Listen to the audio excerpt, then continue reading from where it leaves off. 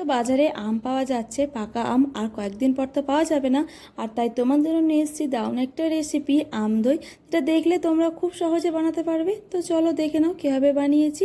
আমি নিয়েছি একটা বড় সাইজের পাকা আম, খোসা ছাড়িয়ে ধুয়ে নিয়েছি, ছোটো ছোটো টুকরো করে নিয়েছি।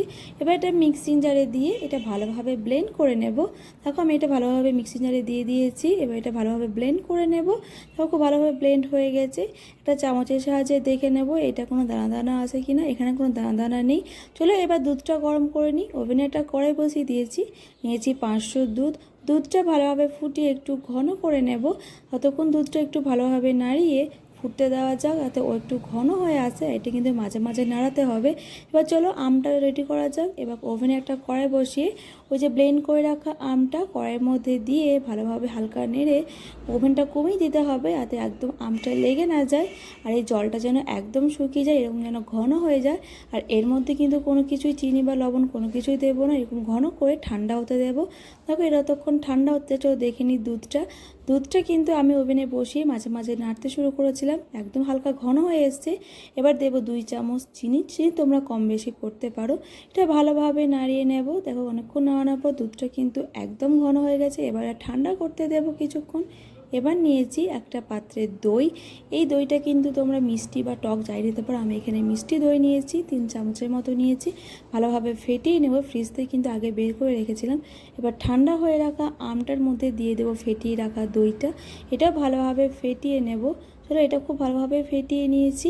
এবার দুধটা দেখব ঠান্ডা হয়েছে কি না। এবার একটা আঙুল ডুবিয়ে দেখে নেব দুধটা ঠান্ডা হয়েছে কি না। বেশি গরম থাকলে কিন্তু আম দুধটা কেটে যাবে, তাই একটু যেন ঠান্ডা হয়। ভালোভাবে আম আর দুধটা ভালোভাবে মিশিয়ে নেব। এরকমভাবেই কিন্তু আম আর দইটা খুব ভালোভাবেই মিশিয়ে নিতে হবে, একদম ঘন করে। দেখো খুব ভালোভাবেই কিন্তু মিশে গেছে, একটুকু দানা নেই। এবার আমি যেটাতে দই বসাবো সেই জন্য আমি নিয়েছি একটা মাটির পাত্র, তোমরা চাইলে যে কোনো পাত্র নিতে পারো। এবার এই মাটির পাত্রের মধ্যে দুধ, আম সব কিছু মিক্সড করে রাখা দইটা আমি ওর মধ্যে দিয়ে ভালোভাবে ঢাকনা দিয়ে ঢেকে একটু রুমাল মুড়িয়ে দেবো, যাতে ভেতরটা অনেকক্ষণ গরম থাকে আর খুব ভালোভাবেই যেন দইটা বসে যায়। দেখো আমি কিন্তু ভালোভাবে একদম ওকে বসিয়ে দিয়েছি। এবার একটা ঢাকনার সাহায্যে রেখে দেবো সারা রাতের জন্য। দেখো সারা রাত কেন আমি রেখে দিয়েছিলাম। সকালে ঘুম থেকে দেখি, প্রথমেই কিন্তু আমি দইটা দেখি, আমি না দইটা খুলে জাস্ট দেখি দইয়ের বাটিটা হেলে গেছে, একদম নড়ে গেছে। তোমরা কিন্তু এটা দেখবে যেন নড়ে না যায়। আমারটা নড়ে গেছে বলে দেখো দইটা কিন্তু একদম নড়ে গেছে, কিন্তু বসেছে খুব সুন্দর। তোমরা কিন্তু এটা বাড়িতে অবশ্যই ট্রাই করো আম দই। আর প্লিজ ভিডিওটি ভালো লাগলে লাইক, কমেন্ট, শেয়ার অবশ্যই করবে। আর প্লিজ সাবস্ক্রাইব করে যাবে। তো বাই।